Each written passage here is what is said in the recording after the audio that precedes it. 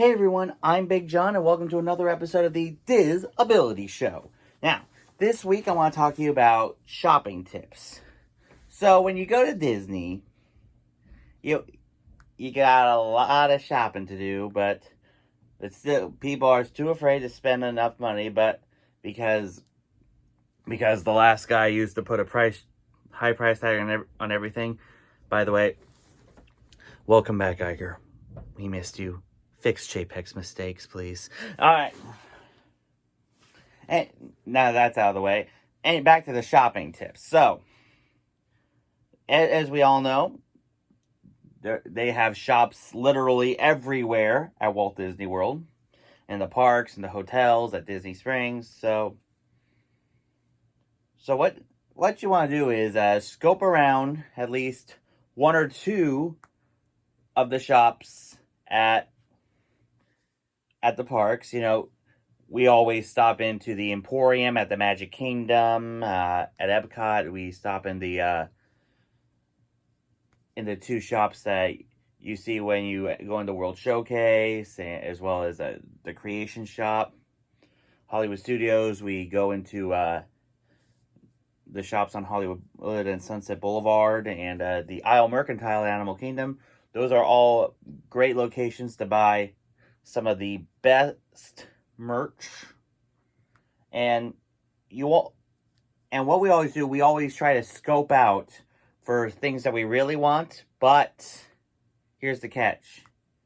You put it to the side until you see it somewhere else. That way, if you're not hauling a whole lot of stuff for the rest of your day in the park, right? Right. So, always make sure that you do a bit of shopping. And of course, we always say, always take a Disney Springs day or afternoon, because you never know what you're going to find there either, right? Right. And you never find the exact same pile of merchandise in two places, because every shop is different. So, always keep your eyes open for the latest and greatest merch. And if you see something you really, really want, don't hesitate, because it may not be there the next time you're at that shop, okay? So anyway, that's my tip. Let me know in the comments if you have any questions on how to do Disney for people with disabilities, and I'll make sure it gets to a future episode. Now it's time for this week's Top 5. So, last week we talked about our favorite Christmas trees at the parks and hotel and resorts.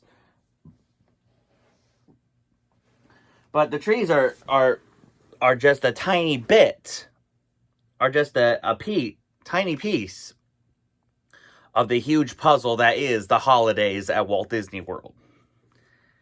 And all the resorts go all out with their amazing decorations. So this week, we're going to talk about my top 5 resort holiday decorations. Now, number 5 is the miniature amusement park edible display at the boardwalk. Now, every year they create an edible amusement park display and of an Atlantic City boardwalk pier, and it's just amazing to look at. And I think also from boardwalk also used to have a gingerbread gazebo. Not sure if they still have it anymore. I get some of my stuff from Samantha Brown, just so you guys know. But anyway, yeah, the boardwalk is very beautiful. We've seen their decorations before, and we kind of like it. Number 4, the gingerbread castle display at the Contemporary. Now,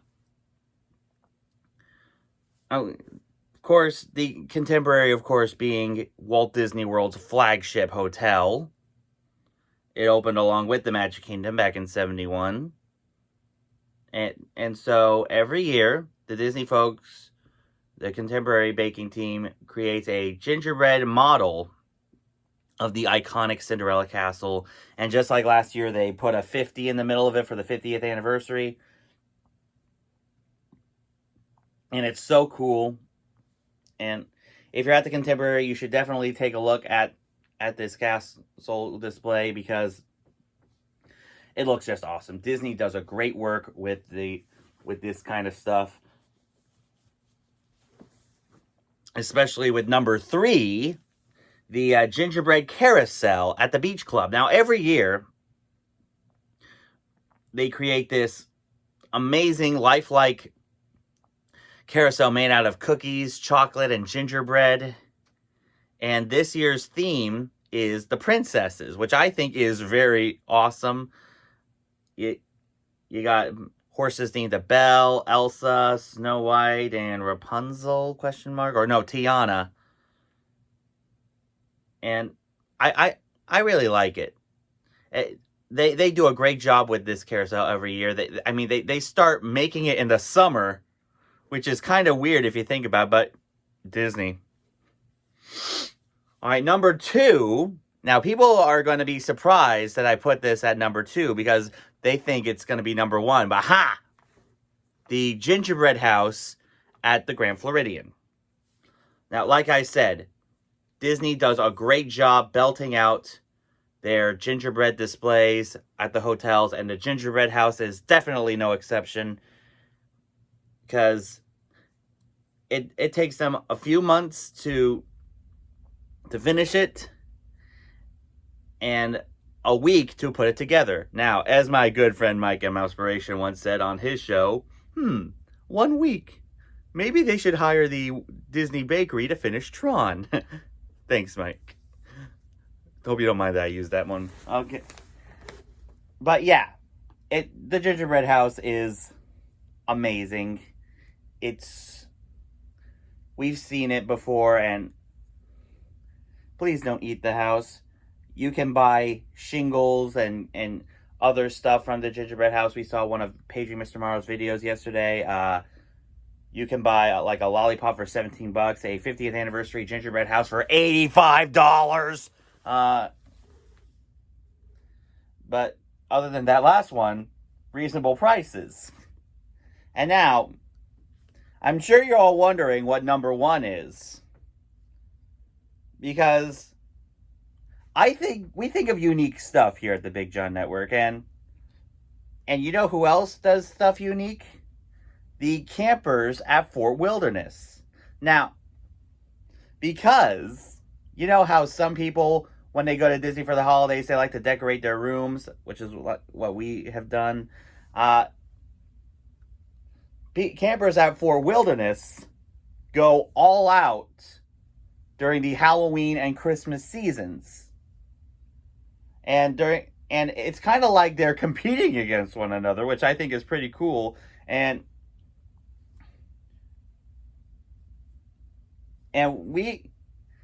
some campers decorate their RV sites from head to toe. And I mean, they like have like 50 inflatables, a whole lot of holiday stuff. Music is playing, and sometimes we like to take a golf cart and ride around Fort Wilderness to see what everyone has, and I really like it. I think, because I'm going to be honest here, some of the campers at Fort Wilderness are more creative with their decorations than most Imagineers are with their designs these days. So if you're ever at Fort Wilderness during the Christmas season, please take like an evening and look at all of the decorations that everyone puts out, because as it is the big season, in my opinion, at Fort Wilderness. So anyway, let me know in the comments what your favorite resort holiday decorations are. And now it's time for this week's Christmas special roundup. What Christmas specials you guys can be on the lookout for this week. Now, once again, disclaimer, this is for the Eastern time zone areas. If you're not in the Eastern time zones, check your local listings. And And again, these are just my recommendations. You can do whatever you want. All right, so today on the Disney Channel, there is Good Luck Jessie NYC Christmas at 4 p.m., followed by a true Disney Channel classic, Good Luck Charlie, It's Christmas at 7:55 p.m. All right, tomorrow, the 27th, on ABC, there is the all-new Mickey Saves Christmas special at 7 p.m., followed by Olaf's Frozen Adventure at 7:30, followed by The Wonderful World of Disney Magical Holiday Celebration, which I hope you will all be watching as well. On Cartoon Network, they'll be playing Elf, ? It's kind of odd for Cartoon Network, but what are you going to do? On Disney Channel, Disney Channel Holiday House Party at 2 p.m. Mickey Saves Christmas at 7 p.m. tomorrow as well. That's cool. ABC and Disney Channel will have the same special at the same time. Who knew? Prep and Landing at 8 p.m.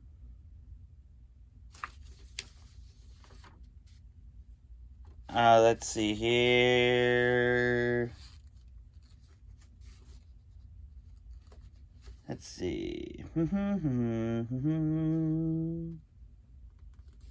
All right, now on Monday, the 28th, on ABC, the season premiere, the first 2 episodes of The Great Christmas Light Fight at 8. If you haven't seen that show, definitely see it. It's also on Disney+, so it's worth watching. It's pretty cool.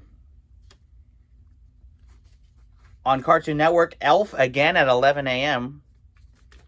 It's kind of odd for Cartoon Network. Oh, well. On Tuesday, the 29th, The Little Drummer Boy Book 2 on AMC at 9 a.m., followed by The Leprechaun's Christmas Snow. The Leprechaun's Christmas Gold at 9:30 a.m., followed by The Story of the First Christmas Snow at 10 a.m., followed by Frosty's Winter Wonderland at 10:30 a.m., followed by Rudolph and Frosty's Christmas in July at 11 a.m., followed by the Rankin Bass version of 'Twas the Night Before Christmas at 1:30, followed by Rudolph's Shiny New Year at 2 p.m. I think this is great that AMC is doing all the Rankin Bass specials because Freeform used to. I'm glad at least one channel's still doing it, because you can't have Christmas without Rankin Bass. Am I right? Of course I'm right. Speaking of which, also Tuesday on CBS, Rudolph the Red-Nosed Reindeer at 8, followed by the brand new Christmas special, Reindeer in Here. I hear that's going to be a good one. Now, on Wednesday, the 30th, don't know if you'll be up early to watch Life and Adventures of Santa Claus or Leprechaun's Christmas Gold. Those will be very early on that Wednesday on AMC. On NBC will be Christmas in Rockefeller Center at 8. Now, on Thursday, December 1st, oh boy, on ABC, Santa Claus is Coming to Town at 8 p.m. On AMC, Grandma Got Run Over by a Reindeer. No, that's too early. Nestor the Long-Eared Christmas Donkey at 9. The Rankin Bass Jack Frost at 2:15 p.m. The National Lampoon's Christmas Vacation at 8 p.m. and again at 10:15 p.m. if you really want to be up that late.